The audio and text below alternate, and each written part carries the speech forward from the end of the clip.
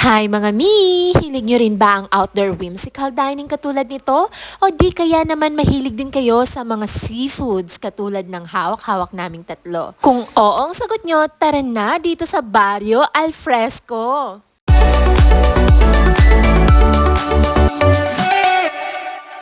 Napadpad nga ang aming grupo dito sa Barrio Alfresco last weekend, mga mi. This is formerly the Mimi's Restaurant na matatagpuan nyo dyan sa San Jacinto, Pangasinan after ng Gibel Bridge. Excited nga kami pumunta dito at may experience ang outdoor dinner na nakaupo dito sa kanilang garden. Ayan nga ang baby ko, may pa-twinkle twinkle little star pa siya habang ini-enjoy ang open fresh air dito sa Barrio Alfresco. Sa sobrang enjoy nga namin ay napasayaw kami ng Hawaiian dito sa kanilang garden. At maya-maya pa, nagutom na kami at nag-decide na kaming mag-order ng kanilang bandeja A at bandeja C. And tingnan nyo naman mga mi kung gaano kalulusog ang mga crabs at tahong na ito. Samahan nyo pa ng prutas at napakasarap na mga sausawan. At sa kabilang platter naman mga mi, makikita ang kanilang lechon kawali, shrimp at ang kanilang fried hito.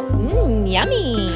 Good food plus unlimited tawanan at kwentuhan nga ang nangyari sa amin last weekend, kaya naman sobrang na-enjoy namin dito sa Barrio Alfresco. At di lang yan mga mi, pasok na pasok din sa budget namin magkakaibigan ang presyo dito sa Barrio Alfresco, kaya naman gora na din kayo and don't forget to follow for more. Bye!